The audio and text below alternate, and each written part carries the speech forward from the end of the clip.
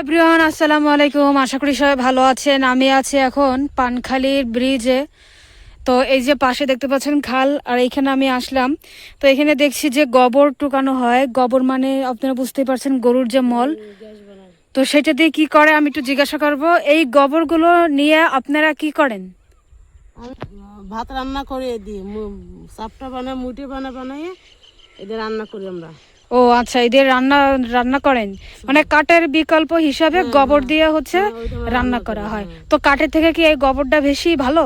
হ্যাঁ, এটা ভালো, এটা খুব জ্বলে, ও হিটারের আচ্ছা, মতন জ্বলে। ও আচ্ছা, ঠিক আছে। এই যে দেখতে পাচ্ছেন গাইস, এটা হচ্ছে বিলের থেকে তারা এই গোবরগুলো সংগ্রহ করে এবং এই গোবর দিয়েই কিন্তু মুটে কিংবা ঘটে তৈরি করা হয়।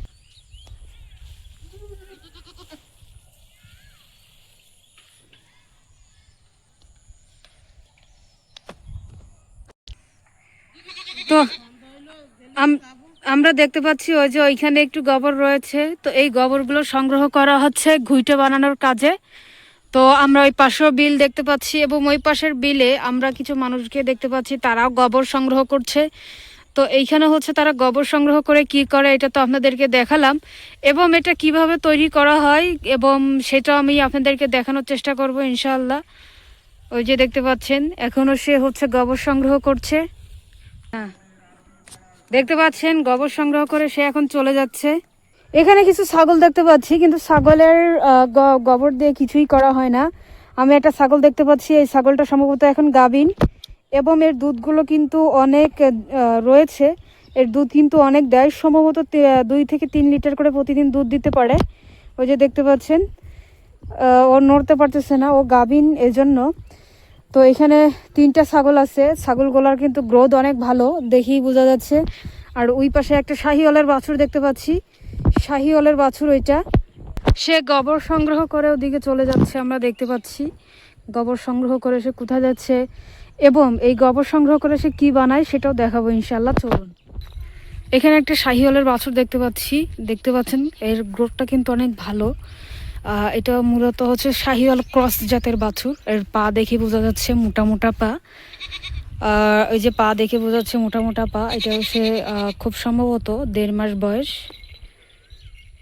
এই যে এখানে একটু দেখতে পাচ্ছি, এই যে গোবর দিয়ে কি বানানো হয় সেটা আমি দেখাতে চলে এসেছি। এই যে গোবর সংগ্রহ করে এখানে রাখা হয়েছে। এখন এই গোবর দিয়ে এই যে চাপটা, যেগুলোকে উনি বলেছিল চাপটা, এইগুলো তৈরি করা হয়। এই চাপটাগুলো শুকালে সেটা রান্নার কাজে ব্যবহার করা হয়। এটা হচ্ছে 2 রকমের বানানো হয়। একটা হচ্ছে এই যে এই রকমের দেখতে পাচ্ছেন, আরেকটা হচ্ছে লাঠি দিয়ে বানানো হয়। সেটা হচ্ছে লাঠিতে এইভাবে টিপে টিপে, আপনারা হয়তো বুঝতে পারছেন, অনেকে ঘইটা নামে পরিচিত, এইগুলো তৈরি করা হয়। তবে এই যে জ্বালানি বিকল্প হিসাবে তারা যে এই গোবরগুলো সংগ্রহ করে যে জ্বালানি ব্যবহার করে, এটা কিন্তু খুব ভালো একটা দিক এবং এর জন্য কিন্তু তারা অনেক ব্যয় থেকে বেঁচে যায় বা সংসারের বা পরিবারের ব্যয় থেকে তারা অনেক কিছু করতে পারে। তো যাই হোক, এই যে আমি আজকে ভিডিওটি দেখালাম, শেষ পর্যন্ত দেখবেন ইনশাআল্লাহ। আর সবাই লাইক কমেন্ট সাবস্ক্রাইব করে পাশেই থাকবেন।